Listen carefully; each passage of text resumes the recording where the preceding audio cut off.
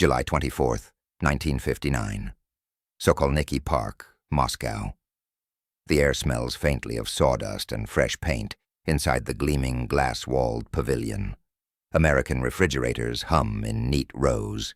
Shiny washing machines sit beside color televisions, chrome toasters, and a model, typical American house, complete with a bright, spotless kitchen.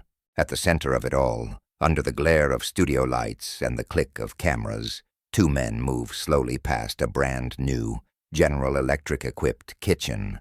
U.S. Vice President Richard Nixon and Soviet Premier Nikita Khrushchev. Nixon taps the countertop and talks, through an interpreter, about dishwashers, labor-saving devices, and what an average American family can buy on a worker's salary. Khrushchev waves his hand dismissively. To him, this is all theater.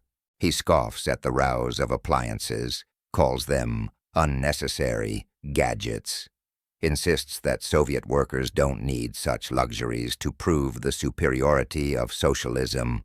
In front of the cameras, he boasts that the Soviet Union will soon match and overtake the United States in production. Within 15 years, it will take the first place in the world, not only in total output, but also in per capita production. The Soviet news agency TASS later reinforces the message. Showing off this typical American house as if it belonged to an ordinary worker, TASS declares, is about as truthful as showing the Taj Mahal as a typical home for a Bombay textile worker. The line from Moscow is clear. This exhibition of supermarkets, model homes, and miracle kitchens is a Potemkin village in reverse. Capitalist propaganda for naive Russians. Real life in the United States, Soviets are told, means unemployment, slums, and racial injustice, not well-stocked stores. What Khrushchev does not yet know, what almost no one in that pavilion can yet see, is that the refrigerators and canned goods around him are more than stage props. Over the next 3 decades, for Soviet prisoners, students, engineers, party officials, and eventually one future Russian president wandering through an ordinary grocery store in Texas, this decadent capitalism will become a quiet, devastating comparison. The guns, missiles, and tanks of the Cold War will not be what finally convinces some Soviet insiders that their system is doomed. It will be the supermarket aisle. This is the story of how something as mundane as the American grocery store, and behind it, a vast system of farms, trucks, warehouses, computers, and credit, became one of the most effective psychological weapons of the Cold War. It's about how Soviet leaders mocked decadent consumerism in public, promising to bury the West and to reach full communism by 1980, with an abundance of goods for all, and how, step by step, through war, repatriation, exhibitions, student exchanges, and carefully managed visits, ordinary officers, engineers, and party bosses were confronted with a disturbing fact. The American system was actually delivering the everyday abundance they had been taught was impossible, or at best, reserved for a tiny capitalist elite. This is also a story about systems. On one side, a centrally planned economy that could build tanks and rockets, but never quite managed to put enough sausage, soap, or winter boots on the shelves.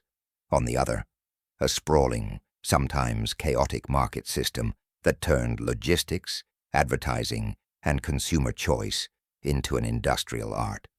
From Lend-Lease Spam tins on the Eastern Front, to the American National Exhibition at Sokolniki, to Khrushchev's brief but revealing stop in a San Francisco Safeway, and finally to Boris Yeltsin standing stunned in a Randall supermarket near Houston in 1989. This is the arc from laughter to silence. To understand why a supermarket could shake a system, we have to rewind 2 stories at once. How American abundance was built, and how Soviet scarcity was baked into policy from the start. By the time Khrushchev and Nixon were sparring in that model kitchen, the self-service supermarket was already a mature American institution. The first true supermarket, King Kulin, opened on Long Island in 1930. It combined low prices, large volume, self-service aisles, and parking for cars, all under one big roof. Within 20 years, the model had spread across the country. By 1950, there were roughly 14,000 supermarkets in the United States. By 1960, more than 33,000. Earlier, a neighborhood grocery might stock a few hundred items. By the 1950s, an average U.S. supermarket carried several thousand. By the late 20th century, that figure would reach tens of thousands of different products on the shelves. Behind those aisles stood an enormous infrastructure: refrigerated rail cars and trucks, regional warehouses, computerized inventory, and a national marketing machine that could launch a new breakfast cereal coast to coast in weeks. Crucially, this system was built on incentives. Suppliers competed to get their goods onto shelves. Chains competed on price, freshness, and variety. Customers voted with dollars. The supermarket emerged as both symbol and engine of a mass middle-class society. To Americanize, the idea that you could walk into a single building and choose between dozens of breakfast cereals or brands of canned soup was simply normal by the 1950s. On the other side of the Iron Curtain, the priorities had been different from the very beginning. The Soviet economy was built as a command system. The state owned almost all industry, farms were collectivized, and detailed output targets. How many tons of steel, how many pairs of shoes, were decreed from above. Heavy industry and the military were favored. Consumer goods were something of an afterthought. There were successes. In the 1930s and 40s, the USSR indeed transformed itself from a primarily agrarian society into an industrial power. After the devastation of World War II, living standards did rise, especially in the 1950s and 60s. But compared to the United States, the gap remained vast. By 1976, an exhaustive study for the U.S. Joint Economic Committee estimated that real per capita consumption in the Soviet Union was about 34% of the U.S. level. The USSR lagged especially far behind in consumer durables like cars and household appliances, as well as in housing and services. Even Soviet statisticians, publishing cautiously optimistic figures, acknowledged that by 1980 per capita consumption might reach only around one-third of the U.S. level, and that the gap was not closing. The structural reasons were familiar to any economist: soft budget constraints for state enterprises, weak incentives to improve quality, and chronic information problems in the planning system. Managers were rewarded for hitting tonnage targets, not for making goods people actually wanted. A shoe factory could meet its quota by producing all size 8 boots, whether or not that's what citizens needed. For food, the problems were even more acute. The Soviet Union had immense agricultural resources, especially in Ukraine and the Black Earth regions, but collectivization, rigid planning, and periodic bad harvests led to chronic inefficiencies. By the 1970s, the USSR was importing millions of tons of grain from abroad in bad years to avoid bread shortages. And at the consumer end, the experience was summed up in one word: ochred, the queue. By the late 1970s and early 1980s, CIA reporting noted that queues for meat, milk, and other basic foods had become so widespread that informal systems developed just to manage waiting. People would use numbered slips of paper or scratch their names on lists to hold their place in line. The shortage economy meant Soviet families might spend hours each week simply standing and waiting, with no guarantee that goods would still be available when they reached the counter. The contrast with the American supermarket could scarcely have been sharper. But for most Soviet citizens, that contrast was theoretical. They heard about Western abundance through rumor and propaganda, but almost never saw it. The Soviet leadership understood the danger of comparison. During and after World War II, millions of Soviet citizens found themselves outside the USSR: soldiers taken prisoner, forced laborers, Ostarbeiter, displaced civilians. Between 1941 and 1945, Germany captured around 5.7 million Red Army soldiers. Roughly 3.4 million died in brutal conditions. Those who survived and were repatriated at war's end did not return to a hero's welcome. Soviet policy, codified in Order No. 270 in 1941, had branded surrender as treason. Stalin reportedly declared that there were no Soviet prisoners of war, only traitors. After 1945, about 4 million repatriated civilians and POWs passed through NKVD filtration camps, where they were interrogated and screened for collaboration or political unreliability. By 1946, official data cited in later research indicate that of some 1.54 million returning POWs, about 18% were simply sent home, 43% were remobilized into the Army, 22% were drafted into labor battalions, and roughly 15%, more than 226,000 men, were transferred to the Gulag. Other estimates differ, but all agree that hundreds of thousands of returnees were punished. Why such harshness? In part, it was ideological paranoia. In part, it was fear of what they had seen. Many of those repatriated had spent time in German or Western Allied zones, living in camps run by Americans or British forces, or working on farms and in factories. Scholars of the repatriation campaign note that Soviet authorities worried openly about contamination by Western ideas and lifestyles among returnees, even if they had not collaborated militarily. There is surprisingly little detailed testimony about POWs marveling at Allied supermarkets themselves. Most were in Europe, where post-war rationing and reconstruction made abundance relative. But the pattern was clear. Soviets who had seen too much of the outside world were suspect. In a grim way, this was the first acknowledgement by the Soviet state that exposure to Western standards of living could be politically dangerous. At the same time, during the war, another kind of American abundance was quietly reshaping Soviet perceptions from the inside. Lend-Lease. Between 1941 and 1945, the United States shipped vast quantities of food, vehicles, raw materials, and equipment to the USSR. While the overall share of Lend-Lease in Soviet production is debated, historians agree it played a critical role in plugging gaps at key moments, especially in 1942 to 43. About 1/4 of all Lend-Lease tonnage sent to the Soviet Union was food. Canned meats, American Spam, and a specially made stewed pork called tushonka became staples in Red Army rations. Soviet soldiers nicknamed American tinned meat the Second Front, a dark joke about the Western Allies' delay in opening a land front in France, but also a backhanded acknowledgement of the importance of those calories. Nikita Khrushchev himself later quipped that without Spam, we couldn't have fed our army, a remark widely cited in discussions of Lend-Lease. The war therefore planted two seeds. 1. Material proof, in every can and truck, that American industry could produce at a staggering scale. 2. A lasting fear in Moscow that Soviet citizens exposed to Western conditions might question why, in peacetime, their own system delivered less. After Stalin's death in 1953, Khrushchev launched what he hoped would be a gentler, more optimistic socialism.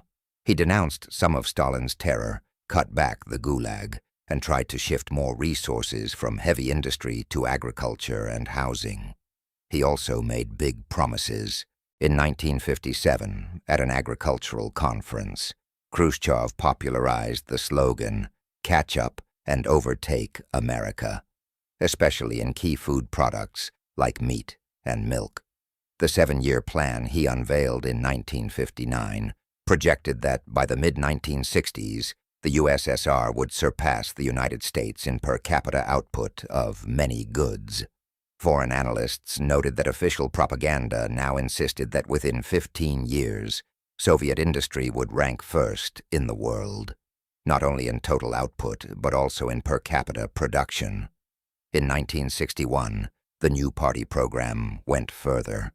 It proclaimed that the material and technical basis of communism would be built by the end of the 1970s, ensuring an abundance of material and cultural values for the whole population, and suggested that by around 1980, Soviet society would approach the principle of distribution according to needs. In other words, if you believed the official line, Soviet supermarkets, if they could be called that, would soon be at least as well stocked as American ones, but under the red flag. Yet in 1959, Khrushchev still had relatively little direct experience of American daily life. That was about to change. Thanks to the 1958 U.S.-Soviet Cultural Agreement, Washington and Moscow agreed to exchange national exhibitions. The Soviet Union would show off its achievements in science and heavy industry in New York. The United States would display its consumer society in Moscow. The result in Moscow was the American National Exhibition, which opened in Sokolniki Park on July 25, 1959, the day after the kitchen debate. For 6 weeks, between 2.5 and 3 million Soviet citizens, sources differ slightly, walked through its pavilions. One U.S. State Department summary estimated between 2.5 and 3 million visitors, while later accounts speak of roughly 2.7 or up to 3 million. What they saw was carefully chosen. American planners working through the United States Information Agency, USIA, knew that the United States could not compete with Soviet space achievements at that moment. Sputnik had been launched 2 years earlier, but they were confident in something else, their consumer economy. So Sokolniki featured not just abstract expressionist paintings and corporate displays, but 4 different model kitchens, a fully furnished average American house, sparkling American cars, boats, farm equipment, fashion, soft drinks, and aisles of canned and packaged foods. The designers even commissioned a multi-screen film, Glimpses of the USA, by Charles and Ray Eames, to surround visitors with images of American cities, highways, suburbs, and shopping. Soviet authorities responded with a mix of suspicion and containment. Propagandists emphasized American racial tensions, unemployment, and imperialist aggression. Posters around Moscow denounced bourgeois consumerism. The party press derided the exhibition's appliances as frivolous, capitalist gadgets. And yet, as Susan Reed and other historians have shown, when you look at surviving comment books and reports from American guides, the reactions of ordinary Soviet visitors were anything but uniform. Some were skeptical, reassuring themselves that these houses and kitchens were only for the rich, or that similar things would soon exist in the USSR. Others peppered American guides with questions. How much does this refrigerator cost? What is the average wage? Do ordinary workers really have cars? Many were simply astonished by small things. The variety of packaged foods, the ease of using a washing machine, the idea that a house with such conveniences could be bought on credit by a mechanic or schoolteacher instead of being allocated by the state. And this was only the beginning. The Sokolniki Fair proved so effective as a magnet for Soviet curiosity that it became the first in a long series of traveling American exhibitions. Over the next 3 decades, from 1959 to 1991, USIA sent 19 major exhibitions to the Soviet Union, covering everything from technology for the American home in the mid-1970s to photography and outdoor recreation. Those shows were presented 87 times in 25 cities across 12 time zones, collectively reaching millions more Soviet visitors. Guides were young Americans who spoke fluent Russian. They lived in local hotels for months at a time, fielding an endless stream of questions ranging from, "How much does your father earn?" to, "Why do you have so many brands of toothpaste?" Some guides later recalled that debates with skeptical Soviets could be sharp and ideological, but also that visitors often lingered longest in the sections on home life. Kitchens, appliances, food. The official line in Moscow still mocked this as decadent capitalism. Soviet commentators repeated that real progress meant rockets, steel mills, and collective farms, not microwave ovens and frozen dinners. But the seed of doubt had been planted, not through secret intelligence, but through public displays of abundance. If Sokolniki brought the American home to Soviet soil, that same summer brought a key Soviet leader to the American supermarket itself. 2 months after sparring with Nixon in the model kitchen, Khrushchev crossed the Atlantic. From September 15th to 27th, 1959, he made the first state visit by a Soviet leader to the United States, a 13-day tour that took him from Washington, D.C. and New York to Los Angeles, San Jose, San Francisco, Iowa, Pittsburgh, and Camp David. It was, as one U.S. diplomat later put it, a Cold War road show, a mix of genuine diplomacy, security headaches, and media circus. Khrushchev saw what Americans wanted him to see: an agricultural experiment station in Maryland, where he grumbled jokingly that the pigs were too fat and the turkeys too small. Manhattan skyscrapers and Wall Street, Hollywood studios, and an IBM research campus in San Jose, where he reportedly showed more interest in the self-service cafeteria than in the computers. He also went to a supermarket. On the California leg of his trip, after visiting IBM, Khrushchev's motorcade pulled up at a supermarket outside San Francisco. Press accounts and later exhibits identify it as a Safeway. The stop was brief, maybe 10 minutes, but the images flew around the world.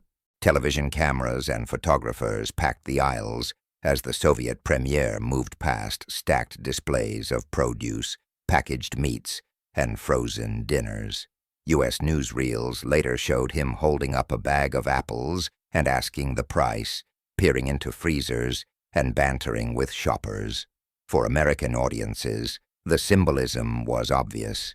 Here was the leader of a system that prided itself on industrial output, confronted with the mundane, everyday miracle of a Western market. Shelves full, no lines, choice everywhere. For Khrushchev, the visit seems to have been disorienting but not transformative.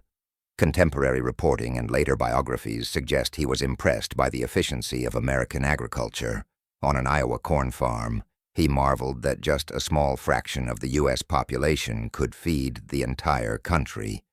But he tended to credit rich soils and mechanization rather than capitalism itself. He remained convinced that with the right policies, the Soviet Union could replicate and surpass such productivity. Back home, he indeed pushed for more self-service stores and improved food distribution, borrowing some retail ideas from what he had seen. Soviet historians note that his reforms encouraged the spread of self-service cafeterias and shops in the 1960s, small echoes of American convenience. But while Khrushchev might have seen a supermarket as something the USSR could eventually build for itself, some of his younger countrymen, visiting later, would see the same setting as an indictment of the entire Soviet model. Behind the scenes, the American side was beginning to think systematically about this. Cultural exchanges, exhibitions, student programs, and journalist visits were cheap compared to tanks and missiles, but their impact was cumulative. Yale Richmond, a longtime U.S. diplomat who worked on cultural exchange programs, later argued that such contacts changed the Soviet Union and prepared the way for Gorbachev's glasnost and perestroika. One of the people on the receiving end of these exchanges was Oleg Kalugin, a Soviet student who spent a year at Columbia University in the late 1950s and later rose to become a KGB general. Looking back after the Cold War, Kalugin bluntly summarized what these programs did. Exchanges were a Trojan horse in the Soviet Union. They played a tremendous role in the erosion of the Soviet system. They opened up a closed society. The metaphor is telling. If the American supermarket and suburban home were the visible fortifications of consumer capitalism, Exchanges and exhibitions were the hidden engines that smuggled those images inside Soviet minds. By the 1970s, the structural weaknesses Khrushchev never fully solved were catching up with the Soviet economy. Growth slowed. Agriculture remained erratic. The USSR increasingly relied on grain imports, often from the very United States it opposed ideologically. A CIA assessment of the Soviet food supply in the early 1980s noted that despite some gains, per capita meat consumption had stagnated or fallen, and that queues for food had become a central fact of urban life. Scholars like Abram Bergson and Elizabeth Brainerd later estimated that by the mid-1970s, Soviet per capita consumption remained around 1/3 of the American level, and may have declined further in the 1980s. Even the official Soviet statistical agency, Goskomstat, conceded in internal analyses that the gap with the West was large and not closing. Behind the aggregate figures were lived realities: apartments crowded and poorly maintained, long waiting lists for cars, and chronic shortages that turned ordinary shopping into an exercise in endurance and social navigation. Memoirs and ethnographic studies describe how Soviet households developed elaborate strategies for getting food, forming informal networks, monitoring rumor chains about deliveries, and treating even a simple piece of sausage as a small victory. In this context, every encounter with Western abundance hit harder. Some Soviet citizens saw the West through short official trips, engineers sent to study Western factories, sailors visiting foreign ports, party delegations touring fraternal communist states, or students on exchange. Their memoirs often describe a similar sequence: an initial insistence that Western displays must be staged for their benefit, followed by a slow realization, after seeing the same full shelves in different cities, that this was, in fact, normal. Others experienced it indirectly: black market jeans from the West, Marlboro cigarettes, and even glossy Western mail-order catalogs smuggled into the USSR became, as one historian put it, material evidence that the world beyond the Iron Curtain was not the grim place official propaganda described. By the 1980s, perestroika and glasnost had loosened some travel restrictions. Soviet tourists in limited numbers began visiting Western Europe and North America. For some, the psychological shock of seeing ordinary supermarkets, department stores, and housing estates up close would be profound. Which brings us to a humid September day in Texas. September 16th, 1989, Clear Lake area, near Houston. Boris Yeltsin, former first secretary of the Moscow City Party Committee, recently demoted and then clawing his way back as an opposition-minded member of the Soviet Congress of People's Deputies, steps off a bus in the parking lot of a Randall's supermarket near NASA's Johnson Space Center. He is officially in the United States to tour space facilities and meet officials. It is a political trip, heavily covered in the media. But this stop is unscheduled, almost casual. After seeing the Space Center, Yeltsin reportedly asked to see how ordinary Americans live and shop. His hosts oblige, pulling into a fairly typical suburban grocery store. Inside, the scene is not staged. There are no banners, no television cameras, just shoppers with carts, fluorescent lights, and aisle after aisle of goods. Fresh fruit and vegetables, neat stacks of meat in refrigerated cases, endless varieties of breakfast cereal, rows of canned soup, jars of peanut butter, frozen dinners, ice cream, paper goods, pet food. Yeltsin walks slowly, flanked by aides and security. He peers into freezers, talks with store employees and customers through an interpreter. He asks what people earn and how much of their salary they spend on food. He inquires whether the store manager had to undergo special training to manage such a place. The manager answers that he worked his way up. For the shoppers, it is a strange interruption. For Yeltsin, it is something closer to revelation. Later, on the flight to Miami, one of his aides, Lev Sukhanov, remembers Yeltsin sitting silently for a long time, head in hands. After that silence, Sukhanov recalled, Yeltsin finally said, "What have they done to our poor people?" Leon Aron, Yeltsin's biographer, would later quote this moment as the point where, in Sukhanov's words, the last vestige of Bolshevism collapsed inside him. In his own memoirs, written later, Yeltsin described his reaction to the Houston supermarket with painful clarity.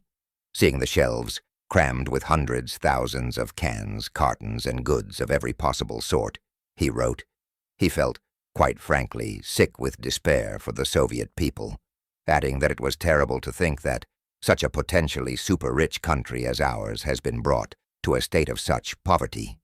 He reportedly told his hosts that if the Soviet people could see an ordinary American supermarket like this, there would be a revolution, and that even the Politburo doesn't have this choice of goods.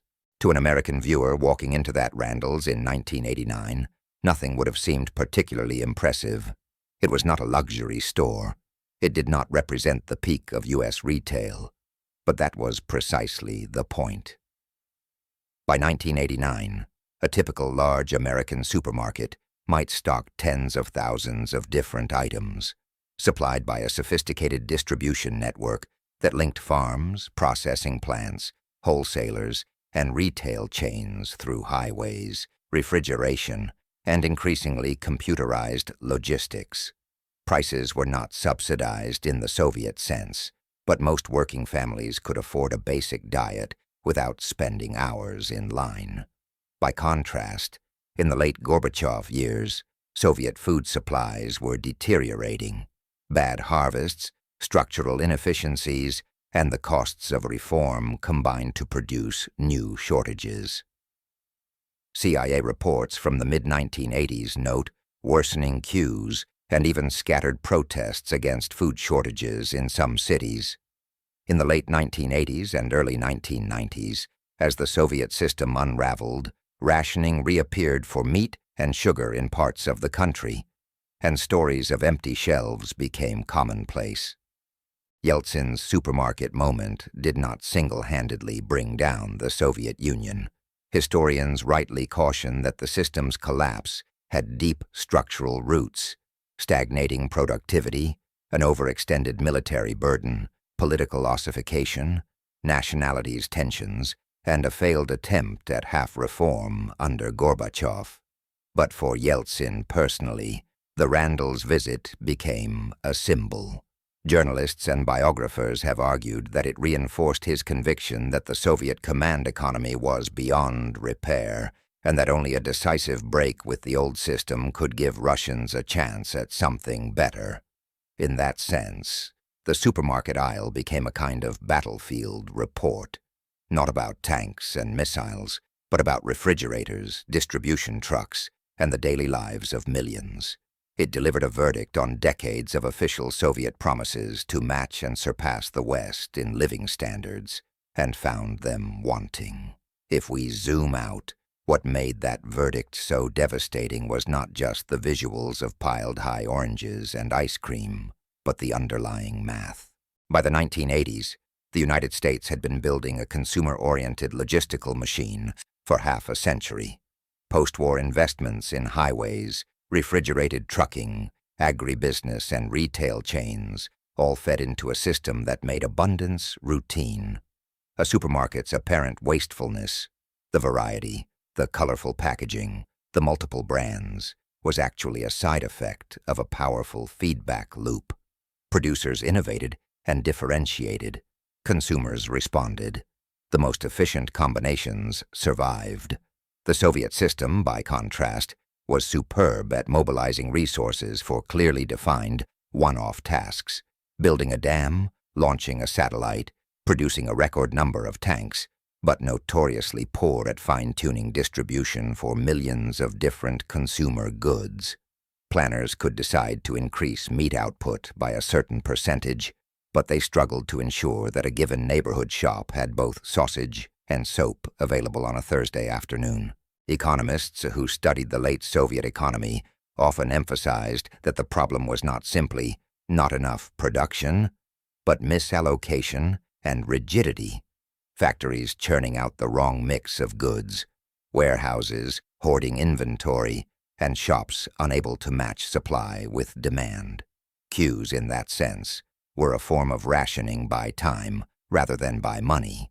From the perspective of a Soviet visitor, the American supermarket condensed all of this into a simple, visceral impression.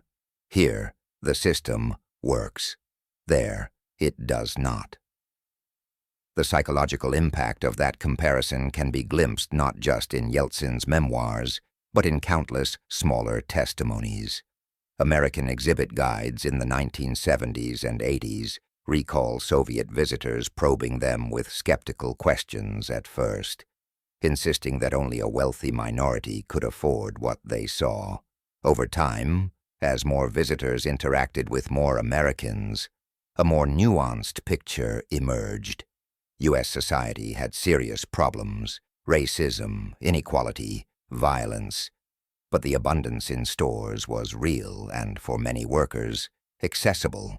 Soviet immigrants and tourists who later wrote memoirs often describe a similar sense of unreality on their first visits to Western supermarkets. Some admit to initial suspicion that shelves were specially stocked for their arrival. Only after visiting multiple stores in different cities and countries did they accept that what they were seeing was normal. KGB General Oleg Kalugin's Trojan horse remark about exchanges points to another dimension. These experiences did not stay confined to the people who traveled. They spread through stories, photographs, and subtle shifts in expectations. Inside the Soviet Union, the gap between promised abundance and lived shortages created a kind of permanent cognitive dissonance. Official slogans invoked the imminent arrival of developed socialism and the material basis of communism, but everyday life involved working around a chronic deficit, saving connections, ballet tea, stocking up when something appeared, and mentally converting almost anything, chocolate, coffee, imported cigarettes, into a potential gift or informal currency. When people who lived this way encountered a system where basic goods were simply there, day after day, the emotional impact went beyond envy. It could feel like betrayal. If such abundance was possible, why had they been told for decades that their sacrifices were necessary to build a better future? From the American side, none of this was entirely accidental. U.S. policymakers in the 1950s and 60s consciously framed consumer abundance as part of the ideological contest. The decision to emphasize kitchens, supermarkets, and model homes in the American National Exhibition was deliberate. As one retrospective account put it, the exhibition emphasized consumer goods because products like dishwashers and soda pop were areas where the U.S. was way ahead of communist Russia. Over time, those choices were reinforced by broader ideas about soft power, the ability of a country to shape others' preferences and expectations through culture, values, and the attraction of its way of life. Political scientist Joseph Nye would later cite Soviet reactions to exchanges and exhibitions as textbook examples of how non-military tools helped erode the legitimacy of the communist system from within. None of this means the American system was flawless, or that every Soviet visitor instantly became a convert to capitalism. Many returned home with complex, mixed feelings: admiration for material abundance, concern about inequality and homelessness, and a sharpened sense of their own country's strengths and weaknesses. Nor did every Soviet leader who saw American plenty draw the same conclusions. Khrushchev, after all, left his supermarket visit in 1959 still confident that the USSR could catch up and overtake the US, and his subsequent policies reflected a belief that the Soviet state could deliver better housing and more consumer goods through rational planning and mass construction. His housing program, which built millions of modest apartments, the Khrushchevki, dramatically improved living conditions for many Soviet families, even if they never resembled the spacious split-level homes of Levittown. But over the long haul, the comparison rarely went away. Each new generation of Soviet citizens born after the war grew up hearing that communism would soon bring unprecedented plenty. By the 1970s and 80s, when that promise was plainly unfulfilled, Images and stories from abroad, TV glimpses of Western life, tales from relatives who had traveled, the occasional foreign magazine, rubbed salt in the wound. By the time Yeltsin wandered through that Randall's in 1989, the supermarket was no longer just a place to buy food. It was a measuring stick of how much steel and grain and oil and education and sweat had been converted, or not converted, into a decent, predictable life for ordinary people. For millions of Americans, supermarkets were invisible precisely because they worked so well. For men like Yeltsin, they were suddenly, unbearably visible. In the years that followed, Yeltsin would break openly with the Communist Party, become the first elected president of the Russian Federation, and preside over a wrenching, chaotic, and deeply controversial transition to a market economy. The story of those years is complicated and often tragic, and it would be simplistic to trace his decisions back to a single shopping trip. But the symbolism stuck. When journalists and historians reached for a way to explain the quiet corrosion of Soviet faith in their own system, they kept returning to these moments of mundane shock. A Spam tin on a wartime front line, a gleaming refrigerator at Sokolniki, a San Francisco Safeway aisle mobbed with reporters, and a quiet Randall's in Texas, where a veteran party man realized that his own people had been promised something that their system could not, and perhaps never would, deliver. From the vantage point of the 21st century, it is tempting to see all this as inevitable, that a command economy geared toward heavy industry could never match a market system in supplying 30,000 different kinds of groceries. But for the people in the story, nothing felt inevitable. Soviet POWs repatriated through filtration camps in 1945 could not know that the state that distrusted them would vanish within their lifetimes. Khrushchev, waving a bag of American apples in 1959, genuinely believed that socialism could deliver comparable abundance, and soon, American exhibit planners in the 1960s and 70s could not be sure that their carefully staged kitchens and display cases would do more than entertain curious visitors for an afternoon. It was only in hindsight, after long lines, after failed reforms, after 1991, that Oleg Kalugin could speak of exchanges as a Trojan horse, and Yale Richmond could argue that the end of the Cold War and the collapse of communism were consequences of Soviet contacts and cultural exchanges with the West. The supermarket, in this light, was not a joke.